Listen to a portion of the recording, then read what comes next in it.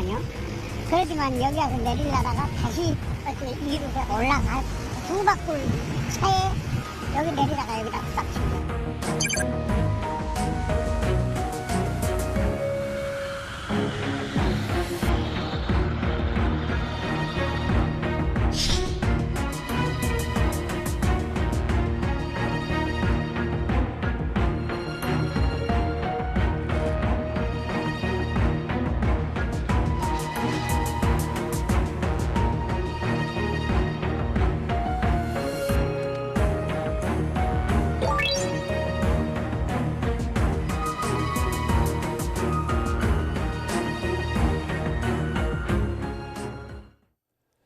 네, 179명의 희생자가 발생한 제주항공 여객기 참사, 그 원인이 뭔지, 또 사고와 관련한 의문점이 뭔지 자세히 짚어보겠습니다. 극동대 항공안전관리학과 권보원 교수, 또 경일대 소방방재학과 이영주 교수, 또 SBS 전현남 기자 나와 계십니다. 세 분 어서 오세요. 안녕하십니까. 네, 먼저 전현남 기자, 이 항공기 참사가 발생한 지 벌써 30시간이 다 돼가고 있습니다. 네. 이 유족들 입장에서는 아직까지 신원 확인이 안 된 분들은 정말 애가 탈 텐데 네, 맞습니다. 신원 확인 작업은 지금 어느 정도나 진행이 돼 있죠? 일단 어젯밤 9시쯤 사고가 난 지 거의 12시간 만에 생존자 2명을 제외하고 탑승자 179명, 전원이 사망한 걸로 확인이 됐습니다. 일단은 모두 임시 안치소로 옮겨졌고요. 일단 오늘 계속해서 이 희생자들의 신원 확인 작업은 이어지고 있습니다. 사고 현장에서도 이 신원 확인에 필요한 유류품을 찾는 작업이 계속 진행되고 있는데 네. 일단 지문대조 같은 방법을 통해서 오늘 오전 기준으로 179명 가운데 141명의 신원이 확인된 걸로 조사가 됐습니다. 다만 일부 사망자 시신 같은 경우에는 이제 훼손 정도가 심하다 보니 지문대조로 이제 신원을 파악하기 좀 힘든 경우가 있습니다. 그래서 38명의 경우에는 DNA 분석을 통해서 현재 신원을 확인하고 있는 절차가 진행되고 있다고 합니다.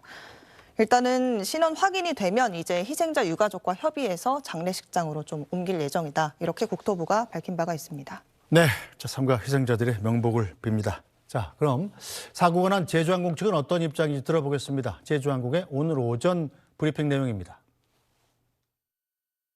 유가족들의 시신 확인 절차를 거쳐 장례식장으로 안치하는 어떤 그런 절차를 거치게 되는데 어제 말씀드린 우리 현장에 나가 있는 저희 직원들이 유가족들을 모시고 장례식장으로 모시고 필요한 장례 절차를 돕도록 하겠습니다. 필요한 장례 절차는 유가족들이 원하는 방식, 절차를 존중할 것이며 유가족들께서 원하는 방식으로 진행을 하겠습니다. 오늘도 저희는 추가로 탑승자 가족 지원을 위한 직원 37명을 무안공항 현지로 파견을 했고 이후에도 계속 탑승자 가족 지원을 할 그런 직원들을 추가로 파견할 그런 계획입니다.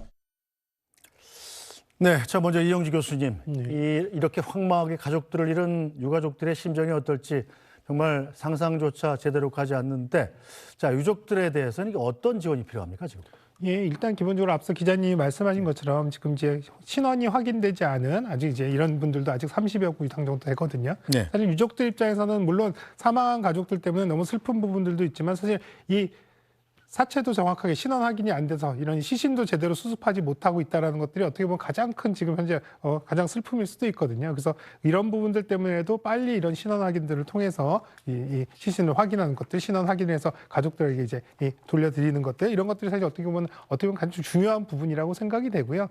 또 한편으로는 여러 가지 이제 보상 지원이라든지 절차라든지 또 장례식 절차라든지 이렇게 여러 가지 절차들이 있겠습니다만 이런 것들이 절차와 원칙보다는 오히려 이제 이런 것들을 준용하면서도 이 유가족들에 대한 마음을 좀 달래드리는 눈높이에서 이분들의 이 아픈 마음을 달래드릴 수 있을 이런 충분한 좀 세심함이 좀 필요하거든요. 자칫 이제 우리가 원칙을 너무 강조하거나 또 우리 때문에 기준을 강조하다 보면 이분들의 여러 가지 어려움들이나 또 고충들을 또 우리가 잘 파악하지 못하는 그런 상황들이 발생할 수 있기 때문에 이러한 부분들까지 좀 더 꼼꼼하게 세심하게 신경을 써야 된다라고 생각이 됩니다. 네, 자 권보원 교수님, 네. 일단 민항기 기장으로서 오래 생활을 하셨는데 이런 사고가 대체 어떻게 난 건지 지금으로서는 이제 블랙박스 분석을 하고 있다니까 자세한 조사 결과는 받아봐야 알겠습니다만 현재 나오는 자료들이 있지 않습니까? 그걸 기준으로 해서 사고 경위를 좀 처음부터 좀 설명을 좀 부탁드리겠습니다. 네, 알겠습니다. 우선 항공인의 한 사람으로서 이런 사고가 일어나게 된 데 대해서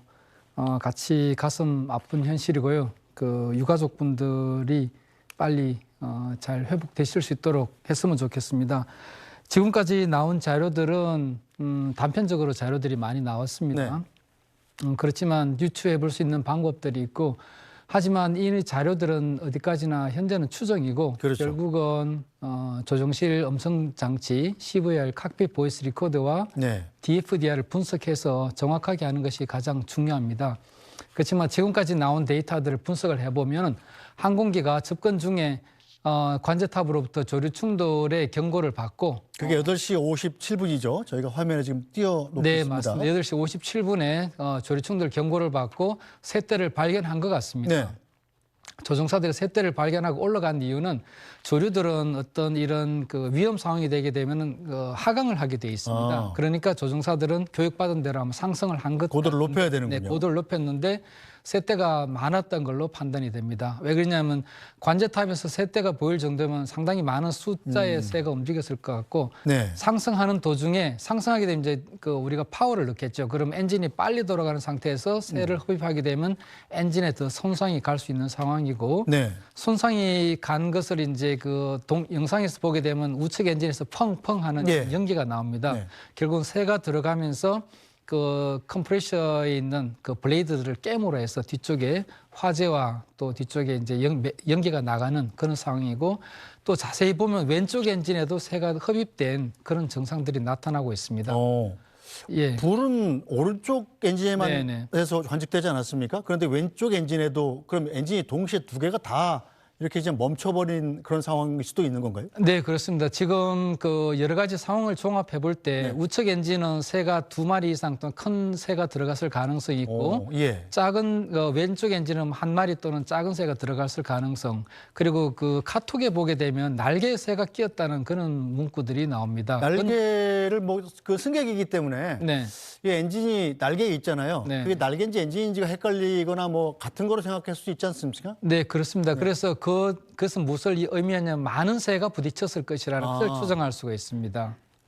새떼가. 네, 새떼가 예. 한두 마리가 아니라 새떼를 만났기 때문에 조종사가 피하는 데 좀 한계가 있었을 것이고, 네. 좌측 엔진과 우측 엔진이 동시에 문제가 생겼기 때문에 조종사는 긴급하게 착륙을 해야 되겠다는 결심을 한 걸로 이렇게 판단이 됩니다. 물론 뭐 기장 혼자 판단하는 것이 아니라 부기장과 기장이 그 조종실에 나타나는 증상, 경고 이런 시스템을 발견했을 때 우측 엔진과 좌측 엔진의 그 엔진 계기가 비정상을 나타내고, 네. 그렇게 해서 이제 바로 정상적인 패턴을 돌아서 내릴 수는 없겠다 판단해서 이제 180도 회전해서 이제 반대쪽 활주로로 이렇게 접근한 걸로 이렇게 판단이 됩니다. 네. 자, 그런데 이 180도 회전이라는 거는 이 굉장히 급하게 도는, 네, 각을 맞습니다. 급하게 도는 거 네, 아니겠습니까? 네, 네. 그런데 엔진이 두 개가 만약에 다 멈춘 상황이라면 네. 그런 조작이 가능한가요? 네, 비행기가 지금 이제 저희들이 추력으로 비행기가 움직이지 네. 않습니까? 근데 이제 일단은 고도가 있게 되면 글라이딩, 강화가 활강이 됩니다. 활강을 할 수가 일부는 있죠. 예. 제트 엔진 엔진이기 항공기이기 때문에 많은 활강은 되지 않지만 네. 어쨌든 이게 고도가 있으면 활강이 됩니다. 만약에 저희들 한쪽 엔진만 있어도 사실은 이 패턴 비행하는 데는 전혀 문제가 없습니다. 근데 네. 조종사가 긴급하게 이렇게 180도를 돌아서 반대쪽 활주로 내리려고 결심한 것은 네. 더 이상 추력이 없기 때문에 갈 수 있는 곳이 없다. 네. 그래서 내가 할 수 있는 최선의 조작은 돌아서 활주로에 내리는 것이다. 이렇게 판단했을 걸로 저는 생각을 합니다.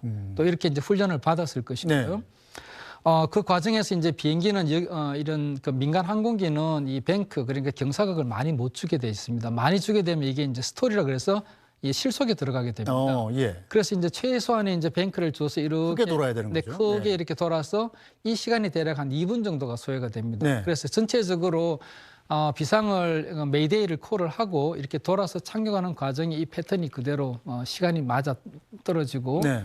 또 이것이 이제 멀리 못 나가는 이유는 좀 더 멀리 갔을 때 활주를 못 닿는 경우가 생길 수가 있습니다. 추력이 없기 때문에. 추력이 없기 예. 때문에. 그래서 조종사는 이건 계산할 수 있는 공식은 없습니다. 짧은 순간에 본인의 경험과 그다음에 어떤 감각적인 행위로서 내가 어떻게든 여기서 돌려서 반대쪽 활주로라도 내려야 되겠다 이렇게 판단했을 것이고 네. 그 고도라든가 이런 부분들은 우리가 기장이 어떤 판단을 했는지는 우리가 CVR이라든가 DFDR을 분석을 해야지 정확하게 판단을 할 수가 있을 것 같습니다.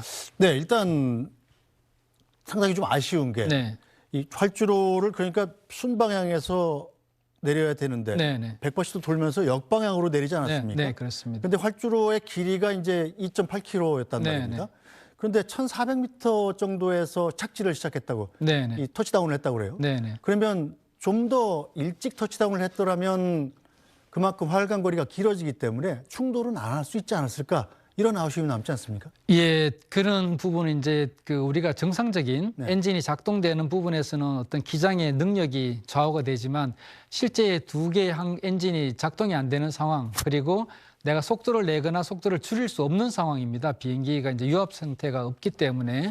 그렇게 해서 이제 조종사는 어쨌든 그 돌아서 활주로 내리겠다는 일념으로 이렇게 돌았는데 그것이 좀 빠르거나 좀 늦을 수 있는 상황이 됩니다. 근데 정상적인 같은 경우는 좀 빠르면은 내가 이 스피드 브레이크에서 이제 제동 장치를 좀 쓸 수 있고 늦으면은 이게 이제 파워를 쓸 수 있는데 그 둘 다 할 수 없는 상황이다 보니까 조종사가 최선을 이제 돌았지만 조금 빨랐을 수는 있습니다. 어쨌든 조종사가 예를 들어서 우리가 조금 그 활주로 쪽 그 끝단 쪽에 내렸다면은 약간의 더 여유는 가질 수가 있었겠죠. 네. 근데 그런 부분들은 우리가 그 굉장히 급박한 상황에서 조종사들한테 기대하기는 무리가 아닌가. 물론 그랬으면 제일 좋았겠지만. 뭐 사후적으로 생각할 수 있는 거지만. 그렇습니다. 네.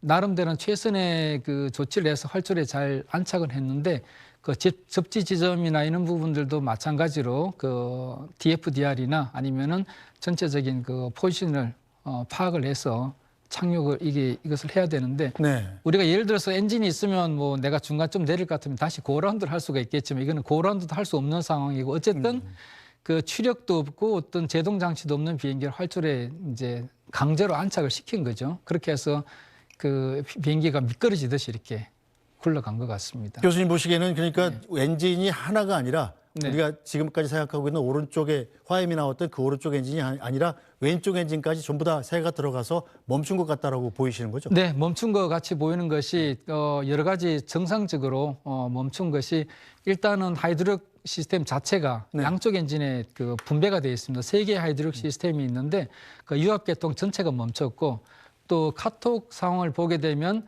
그 승객분이 전기가 나갔다 이런 표현이 있습니다. 아, 전기가 나갔다는 네, 표현이네요. 전기가 나갔다는 것은 우리가 이제 전기는 자동차와 마찬가지로 배터리와 제너레이터에서 작동이 네. 됩니다. 근데 배터리는 뭐 배터리에서 작동이 되는 것이고 제너레이터는 엔진과 연결이 되어 있습니다. 그래서 이 전기가 나갔다는 것은 결국은 엔진이 멈췄기 때문에 제너레이터가 작동이 안 되고 전기와 유압이 동시에 멈췄다 이렇게 그 유추해서 판단을 할 수가 있겠습니다. 네, 굉장히 급박한 상황이긴 합니다만 네. 지금 피해가 커진 이유가 비행기가 제때 서지 못한 건데 네. 이 랜딩 기어 바퀴가 내려오지 못했지 않았습니까? 네, 네. 랜딩 기어가 3개나 있는데 네. 이 전원이 다 나간 상태에서 엔진이 꺼진 상태에서라도 수동으로 작동할 수 있는 장치가 이 부기장석 뒤에 있다고 그러더라고요. 네, 있습니다. 그거를 당길 만한 시간은 없었을까요? 지금 이제 엔진을 내리는 방법은 사실 3가지 방법이 있습니다. 유압으로 해서 실제 그 랜딩 기어 레버를 내리게 되면 유압으로 작동을 해서 대략 3,000 ps라고 이야기를 합니다. 네. 그 1 스퀘어 인치당 그러니까 1평방인치당 3,000파운드의 힘이 가해지는 압력을 해서 예. 기어를 내리게 될 경우는 언제든지 굉장히 강한 힘으로 기어를 내릴 수가 있습니다. 근데 두 번째는 전기 시스템을 이용해서 네. 랜딩 기어 이제 아래쪽에 있는 도어를 열어주게 되면 기어가 자동적으로 중력에서 내려옵니다. 무거우니까요. 네. 예. 그렇게 되는 것이 두 번째인데 그것이 최소한 30초 이상이 소요가 되고요. 아, 세 번째는 말씀하신 대로 뒤에 가서 이제 이렇게 크랭크를 돌려서 네. 내리는 방법인데 이건 시간이 굉장히 소요가 되고 좌석을 이탈해야 됩니다.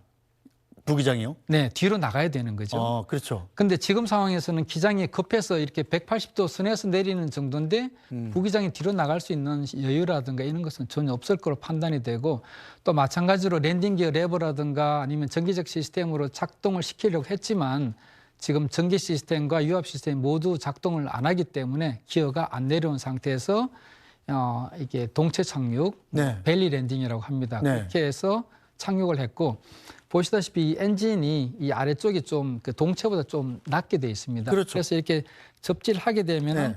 이 두 개로 스키 타듯이 이렇게 미끄러지게 됩니다. 엔진을 밀고. 네, 그러다 바닥에 보니까 밀고, 예. 이제 저항이 좀 적죠. 그러니까 그렇죠. 좀 배로 많이, 밀어야 되는데. 네, 그래서 만약에 엔진이 떨어졌다면 이 배 전체, 이 전체가 했다면 상당한 저항력이 있어서 아마 멈추지 않았을까 하는 생각이 듭니다.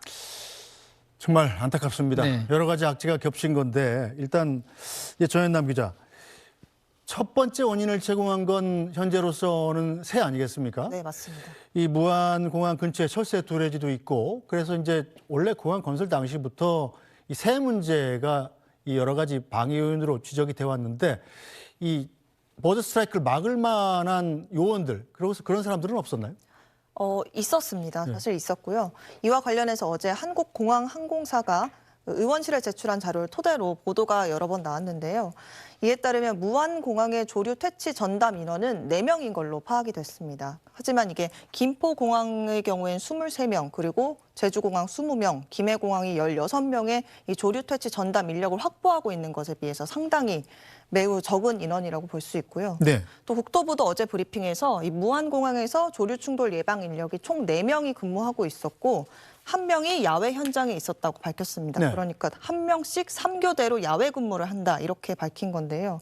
이들이 그 시간대에 어떤 활동을 어떻게 했는지 이 부분을 향후 조사에서 밝혀지지 않을까 그렇게 생각합니다. 네, 이 내용 관련해서 오늘 오전에 정부 합동 브리핑에서 기자들의 질문이 있었는데 자, 당국에선 어떻게 답했는지 들어보겠습니다.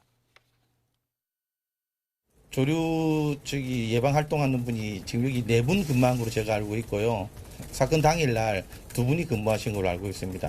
공항 규모에 따라서 다를 것 같은데 그 부분은 제가 구체적인 자료를 갖고 있지 않아가지고 확인해서 말씀드리도록 하겠습니다. 네, 자 이영주 교수님, 국내 공항에서의 조류 충돌 사고는 얼마나 빈번하게 발생하는 건가요? 네, 뭐 발생률로 본다면 뭐 많이 발생하는 사고는 아니지만 또 발생 건수로 본다 그러면 또 일부 이제 생각보다는 좀 많이 발생을 했는데요. 어저께 이런 사고 때문에 조사된 이런 내용들을 보면 2023년도에는 우리나라 전체 공항에서 이 조류 충돌 사고가 약 한 152건 정도 발생을 한 걸로 해서 최근 5년 동안에는 가장 많이 발생한 것으로 이렇게 확인이 됩니다. 다만 문제는 이렇게 조류 충돌이 발생했다 하더라도 이번과 같은 대형 피해를 유발하는 이제 참사로 다 이어지는 것들은 아니고요. 뭐 정상적인 비행이 일시적으로 조금 더 이제 어려워지는 상황들이라든지 또 이런 경미한 어떤 피해 이런 것들은 발생했습니다만 이렇게 대형 참사로 이어진 경우는 사실은 이번이 상당히 좀 이례적인 상황이어서 오히려 많은 분들께서 이런 조류 충돌 자체가 이렇게 큰 위험을 초래할 수가 있나 이렇게 또 생각하시기도 되는 것 같습니다. 자, 권보우 교수님, 일단 조종사 생활을 오래 하셨으니까요. 평상시 여객기를 조종하실 때 이런 상황에 대비한 훈련도 많이 하지 않습니까? 네, 조류 충돌 대비해서 훈련을 많이 하고 학습도 많이 하고 있습니다. 특히 이제 조류 서식지라든가 또 조류 이동 시간 이런 부분에 대해서 저희들이 많이 교육을 받고 있고 조류를 어떻게 회피할 것인가 이런 부분도 저희들이 교육을 받고 있습니다. 좀 전에 말씀드렸듯이 이제 조류는 어떤 위험 상황이 되면 아래로 하강을 하는 특성이 있고 그렇기 때문에 이제 위로 상승하라는 비행기는 올라가야죠. 네, 그렇습니다. 그런 경우도 있고 또 하나는 이제 저희들이 주로 아침이라든가 저녁 시간대는 주의하라는 그런 내용들 교육을 많이 받습니다. 새도 아침에 이제 먹이 활동하러 나가게 되고 대략 8시에서 뭐 9시 사이, 오후는 뭐 5시 이후가 되면 이제 그 보금자리로 돌아가게 됩니다. 그래서 그때는 주로 때로 움직이기 때문에 9시가 먹이 활동하러 새들이 날아다닐 시간이었군요. 네, 그렇습니다. 그래서 좀 안타까운 것은 이런 시간에 만약에 이제 무안공항 같은 경우는 실제 국제선이나 민간 여객 운항이 많지 않습니다. 그러면 조금 일찍 한 30분 전에 그런 것을 좀 확인을 하고 새떼들이 있으면은 미리 좀 퇴치 활동 이런 것을 하고 비행기가 내릴 수 있는 여건을 만들어 줬으면 좀 좋았지 않았을까 하는 생각은 해볼 수가 있겠습니다. 네, 자 그런데 버드 스트라이크가 일어난다고 해서 전부 다 이렇게 대형 사고가 나는 건 아닌데 일부 조종사 분들이 제시하는 의문은 이렇게 두 개의 엔진이 전부 다 이제 나간 상태지만 좀 더 시간을 끌 수 있지 않았을까? 왜 이렇게 갑작스럽게 180도를 돌아서 내릴 수밖에 없었을까? 시간이 사실은 그때는 생명 아니겠습니까? 연료도 좀 더 소모를 해야 되고요. 그리고 또 활주 시간도 있어야 바닥에 이제 뭐 기포를 뿌린다든지 그런 조치가 가능할 텐데 사실은 너무나 여유가 없었다. 이렇게 지적하는데 이건 어떻게 보십니까? 기본적으로 엔진이 꺼졌는데 연료는 더 소모되지 않겠죠. 엔진이 꺼졌기 때문에. 첫째는 기름은 버릴 수는 없나요? 예, 이 항공기는 연료 제티선 시스템이 없습니다. 이제 연료를 버리는 이유는 항공기가 최대 착륙 하중을 지키기 위해서 연료를 버리는 게 되겠습니다. 네. 우리 항공기 연료는 착륙할 때 그 항공공항에 착륙할 수 있는 연료 플러스해서 15분 정도 그 만약에 착륙을 못할 때 홀딩할 수 있는 연료 네. 플러스해서 예비공항까지 갈 수 있는 연료를 기본적으로 법적 연료라고 이야기를 합니다. 그 연료를 이제 탑재를 하고 착륙을 하게 됩니다. 네. 그래서 지금 같이 예를 들어서 그것을 더 버리고 착륙한다면 그것은 이제 법을 위반하게 되는 것이게 되고 또 이번 같이 이렇게 내가 부딪힐 걸 예상해서 뭐 버린다 이런 것은 계획을 할 수 없는 내용이 되겠죠.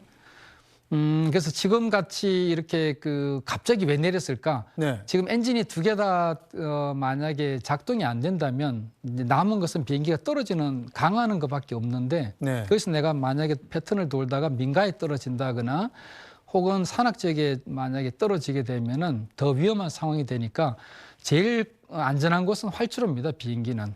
네. 비행기를 이제 위에서 만들어진 구역이기 때문에 또 주변에도 이제 개활지고 어떤 장애물이 없죠. 근데 우리가 논이나 밭이나 이런 부분들은 평평해 보이지만 실제는 거기는 이제 비행기가 닿는 순간에 한쪽은 꺼지거나 아니면 부러지거나 뒤집어지거나 할 수 있는 그런 지역들입니다. 그래서 우리가 조종사가 돌아서 내릴 때는 그 정도로 굉장히 긴박한 상황이었다는 것을 저희들이 판단을 해줘야 되지 않을까 하는 생각입니다. 일단 랜딩 기어가 내려오지 않은 것은 조종사가 알고 있었다고 봐야 되는 거죠? 네, 그렇습니다. 랜딩 기어가 내려오지 않으면 안쪽에서 이제 뭐 여러 가지 그 경고 장치가 나옵니다. 뭐 랜딩 투로 뭐 이런 식으로 해서 나오고, 네. 그다음에 계속 안에서 삑삑삑삑 하는 워닝이 오지만 그것을 처치할 수 있는 상황이 아니죠. 내가 만약에 정상적으로 밖으로 그 패턴을 돈다 그러면은 항공기가 계속 강화해서 이제 맨 땅에 부딪히는 그런 상황이 되기 때문에 조종사가 그 모든 것을 이제 오버라이드라 그러죠. 이제 다 두고 어쨌든 나는 활주로에 내리겠다. 그렇게 판단을 한 것으로 생각이 됩니다. 그나마 그때 당시에 조종사가 선택할 수 있는 것은 최선의 판단이었다. 네, 그렇게 생각이 됩니다. 네, 자 전현남 기자.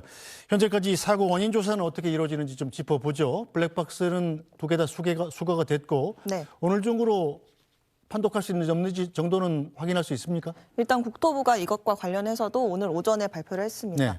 일단 항공철도사고조사위원회가 오늘 그 탑재용 항공일지 등 사고 증거 자료를 추가로 회수했고요. 또 증거 자료 분석에 본격적으로 착수했다고 밝혔습니다. 또 아까 말씀하셨다시피 어제는 블랙박스를 수거했는데요. 이게 비행 기록 장치와 음성 기록 장치 두 개의 종류입니다. 근데 이게 두 개 중 한 개의 외관이 훼손됐다고 알려져서 네. 사람들이 이게 분석이 제대로 안 되는 게 아니냐 이런 걱정도 많이 나왔습니다. 그래서 오늘 국토부가 오늘 오전 김포공항 시험분석센터로 이걸 이송해서 분석 가능 여부를 확인하고 또 절차에 착수할 거라고 밝혔는데요. 일단 이게 뭐 검증을 해야 되다 보니까 시간이 좀 걸릴 걸로 파악되고 있습니다. 최소 한 달 정도 잡고 있다고 하고요. 만약에 이게 또 훼손이 심하다. 이랬을 경우에는 미국으로 보내서 또 검사를 할 예정인데 이 같은 경우에는 한 6개월까지도 걸릴 수가 있다는 발표가 나왔습니다. 네, 자 이영주 교수님 일단 블랙박스가 두 가지인데요. 비행 기록과 음성 기록 어느 쪽이 더 중요한 기록입니까? 사고 원인을 밝히는데. 뭐 두 가지 다 굉장히 중요하거든요. 한 가지 데이터만 가지고 판단을 하는 것들이 아니라 여기에 이제 음성 기록 장치 또 비행 정보 이런 것들에 더해서 또 여기에 전문가들에 대한 조사위원회 전문가들에 대한 판단 이런 것들이 다 같이 복합적으로 이루어져야 되기 때문에 어떤 게 더 중요하다 이렇게 판단하기 좀 어렵습니다. 다만 문제는 아까 저희가 이제 얘기한 대로 이렇게 위급한 상황 그런 이런 상황에서의 어떤 조치들이 이루어졌는지 어떤 교신들이 이루어져서 상황들에 대한 파악이나 인식 또 그다음에 어떤 통제를 받았는지에 대한 부분들 이런 것들은 아마도 이제 CVR 쪽 음성 정보 쪽에 조금 더 이런 부분들 비중이 있을 것으로 보이고요. 말씀하신 랜딩 기어 이상이라든지 엔진이 정지되거나 여러 가지 기체에 대한 여러 가지 이상 상황에 이런 상황들 같은 경우는 지금 FDR 정보를 가지고 해석하는 것들이 조금 더 가능하다 이렇게 볼 수는 있겠습니다. 네, 자. 권봉호 교수님, 네. 일단 사고 원인을 하나 둘씩 더 계속 찾아보면 일단 사고기가 1차 착륙 시도를 하지 않았습니까? 네. 그러다 다시 올라간 건데 네. 1차 착륙 시도할 때도 랜딩 기어가 안 내려왔던 건가요? 아닙니다. 정상적으로 랜딩 기를 다 내리고 예. 정상 접근을 한 후에 예. 조류 충돌 경보를 듣고 조종사들이 고라운드라는 복행을 하게 됩니다. 그럼 다시 랜딩 기어를 집어넣는 올리는 넣는 거죠. 건가요? 네, 당연히 넣습니다. 그걸 그냥 내려놓은 상태에서 갈 수는 없습니까? 갈 수 있지만 이 랜딩기가 나온 상태에서는 항력이 크기 때문에 항공기가 상승을 제대로 할 수가 없습니다. 그러다 보니까 절차가 고라운드 하게 되면 바로 부기장한테 랜딩기를 업하는 그런 지시를 하게 됩니다. 네. 그래서 이제 랜딩기를 업하고 비행기 상승 중에 바로 엔진이 이제 조류대에서 이렇게 어택을 당한 거죠. 네. 랜딩 기어가 처음 착륙할 때는 내려왔었어요? 네네. 그러면 그때 그냥 착륙했더라면 어떻게 됐을까요? 새대가 밑에서 이렇게 많이 막 있는데 조종사가 내린다는 판단은 오히려 더 위험으로 들어간다는 생각을 했을 수가 있습니다. 물론 그때 내렸더라면 이렇게 그러면 뭐 사고는 안 엔진 났겠죠. 손상, 뭐 여러 가지 손상이 있겠지만 네. 정상적으로 착륙은 할 수가 있었겠죠. 정말 안타깝군요. 자, 1차 시도 때 내려왔던 랜딩 기어가 2차 때는 어떤 원인인지 모르지만 안 내려왔다는 거고. 네, 원인은 말씀드렸듯이 이제 양쪽 엔진이 추정에는 양쪽 엔진이 이게 손실이 되면서 추력이 손실되면서 뒤쪽에 있는 그 유압 펌프를 돌려줄 수 있는 그런 힘을 못 갖게 된 겁니다. 그러다 네. 보니까 이 그 유압을 못 쓰니까 랜딩 기어가 랜딩 기어 레버에 따라서 내려오지 않았고 또 내부에서 전기가 나갔다고 하는 이유는 전기선까지 이 제너레이터까지 작동이 멈춘 걸로 그렇게 판단이 됩니다. 그렇게 했을 경우는 비상시 내릴 수 있는 그 랜딩 기어도 내려오지 않았고 또 마찬가지로 부기장이 뒤로 나가서 돌릴 수 있는 상황은 아니었기 때문에 네. 이 랜딩 기어는 내릴 수 있는 상황이라고는 판단되지 않습니다. 네, 많은 분들이 생각하는 것이 무안은 옆에 바다가 있지 않습니까? 네네. 혹시 바다에 내렸더라면 저렇게 폭발은 하지 않았을까 이런 생각도 합니다. 너무 무식한 생각인가요? 네, 바다에 물에 내리게 되면 우리 대부분의 사람들은 그냥 조용하게 물에 뜨지 않을까. 왜 그러냐면 우리가 영화도 있었고요. 아메리칸 그 에어웨이 예. 그 항공기 보면 이제 조용히 물에 내려앉지 않습니까? 네. 그건 강이고 지금 같은 경우는 우리가 실제 항공기가 어떤 지금같이 없는 상태에서 착륙을 하다 보면은 이 물의 장력, 표면 장력 때문에 비행기가 이게 두둥강이 날 가능성이 굉장히 높습니다. 그렇습니까? 네, 그래서 우리가 이 최후의 조작이라고 해서 디칭이라고 이야기를 합니다. 이 물에 내리는 조작은. 네. 그래서 그 디칭은 굉장히 추천되지 않는 조작이고 제일 우선적으로 내려야 되는 부분은 활주로. 두 번째는 그것이 전혀 불가능하다. 그러면 개활지. 네. 그렇게 그 착륙을 하는 것이 추천이 되고 있습니다. 네. 자, 그런데 랜딩 기어가 안 나온 상태에서 동체 착륙을 하는데 네. 비행기도 타다 보면 이 날개에서 이렇게 브레이크 비슷한 게 나오잖아요. 네네. 공기 저항을 높이 네. 그런 것들도 작동이 안 됐던 건가요? 네, 그 모든 게 유압으로 작동이 되기 네. 때문에 이번에 그 화면상으로는 전혀 작동이 안 된 것이 유압이 확실히 작동이 안 된 것이 보입니다. 주객에서 자동차가 완전히 시동이 꺼지고 배터리까지 네. 다 나간 상황이었다. 배터리만 살아 있는 상태였습니다. 배터리도 작동을 할 수 없는 거였습니까? 예, 이렇게 이제 유압으로 작동되는 것은 굉장한 전력이 소모되기 때문에 그 제너레이터가 작동이 되지 않으면 유압 펌프도 작동을 하지 않습니다. 그럼 사실상 브레이크 역할을 할 수 있는 것은 이 마찰밖에 없습니다. 동체밖에 없었던 네, 모양인데 엔진이 떨어지지 않고 있었기 때문에 그나마 엔진으로 긁어서 더 빠른 속도로 갔던 거죠. 그렇습니다. 네네. 정말 안타깝습니다. 자, 이영주 교수님. 네. 일단 소방 차원에서 네. 뭔가 이 거품 같은 것을 활주로에 뿌려가지고 마찰력을 높이는 방법이 있다고 들었는데 네. 그걸 준비할 시간도 없었던 건가요? 예, 사실상 지금 계속 얘기되는 것들이 굉장히 긴박한 상황, 양쪽에 다 추력을 상실한 상태에서 빨리 랜딩하는 것이 가장 어떻게 보면 선택할 수 있는 가장 최적의 방법이라고 판단한 상황에서 사실은 이제 여기에 메이데이가 요청된 이후에 불과 이제 한 2, 3분 만에 사실은 이제 비상 착륙이 이루어지거든요. 아마도 이제 메이데이가 요청됐을 때 여러 가지 이제 공항에서 취할 수 있는 조치에 대한 부분들 또 비상 상황에 대한 부분들은 공유가 됐을 테지만 네. 그런 부분들을 조치할 만큼의 시간적인 여유 자체가 없었기 때문에 이런 부분들을 왜 미리 안 했느냐라고 얘기하는 것들은 사실 할 수 없는 것들을 왜 안 했느냐라고 얘기하는 거랑 같다고 저는 보거든요. 그래서 시점상으로 이런 위급한 상황에서 이런 부분들 충분한 준비가 이루어지는 상황은 사실상 현실적으로는 불가능했다 이렇게 보는 게 맞을 것 같습니다. 네, 자 전현남 기자, 이 공항 소방대는 그럼 언제 어떻게 출동을 하게 된 건가요? 기록이 나왔습니까? 네, 일단 보도가 되고 있는 바에 따르면 공항 소방대는 어제 오전 9시 2분 34초에 관제탑 요청을 받았다는 브리핑 발표가 있었습니다. 네. 그리고 곧바로 30초쯤 뒤인 55초, 9시 2분 55초에 이 소방차 3대가 출동했다고 하고요. 그런데 이 조류 아까 앞서 설명해 주셨다시피 조류 충돌 경보가 8시 57분이었고 또 메이데이 조난 신원 요청은 8시 59분에 이어졌고 또 9시 3분에 바로 충돌이 이어졌습니다. 결과적으로 이런 점을 따져봤을 때 충돌이 이뤄진 비슷한 시점 혹은 직전에 관제탑에서 이런 소방 출동 요청을 한 걸로 보입니다. 네,